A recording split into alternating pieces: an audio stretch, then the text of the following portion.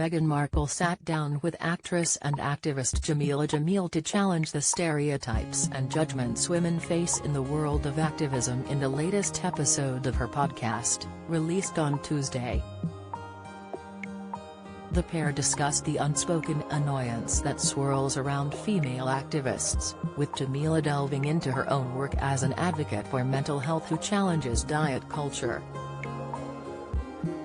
She pointed out social media as being a driving force in unhealthy relationships with body image and hit out at the treatment of women in the media, namely the Duchess of Sussex, whom Jameela argues was demonized.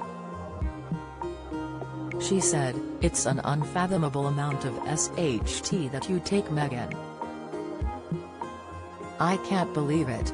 And I fought back on your behalf years before I'd ever met you because I was so outraged by it.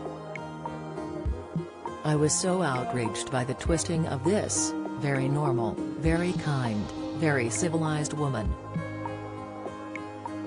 That demonization just shows how afraid they are of you. And I'm so sorry that you've had to withstand it. It has re-highlighted the intense unkindness and bigotry and misogyny of our media." The actress added, "I hope and I feel that tides are changing because so many of us are fighting back." "Thank you for fighting back," Meghan responded.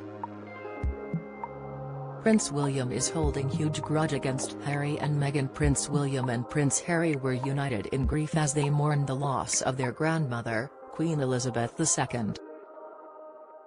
However, Christopher Anderson, author of the upcoming book The King, The Life of Charles III, has claimed the Prince of Wales is still holding a grudge against his younger brother and his wife. What is it about? Find out here. She continued, "When all of that criticism can feel really attacking or really uncomfortable or scary. Is there ever that moment where you go, no, I just can't put myself in this position anymore?"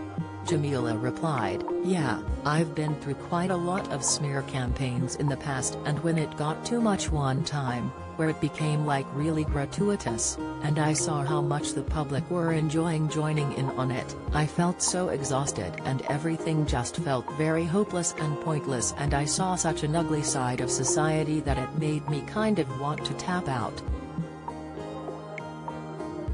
And so I felt very, very suicidal a few years ago because of it, because it's a lot to take on and a lot of voices.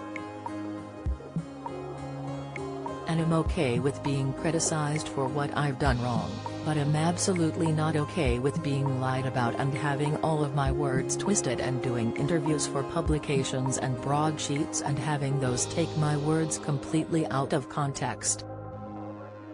She added, "It felt so unwinnable and unsurvivable at times."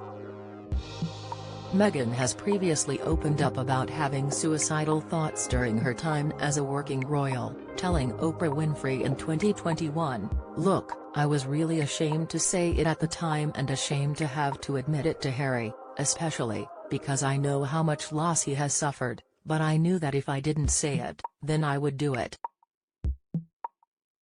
I just didn't want to be alive anymore. And I remember how Harry just cradled me and I went to the institution and said that I needed to go somewhere to get help, said that I've never felt this way before and I need to go somewhere, and they said I couldn't, that it wouldn't be good for the institution." Meghan explained that she felt extreme distress during her time as a working royal, which led her to a mental breaking point. She shared with the chat show host her reasoning for doing the interview, specifically for speaking out about her mental health struggles. The Duchess said, "I share this because there are so many people who are afraid to voice that they need help. And I know personally how hard it is to, not just hard it is but when your voice is silenced, to be told no. Nothing was ever done. So we had to find a solution.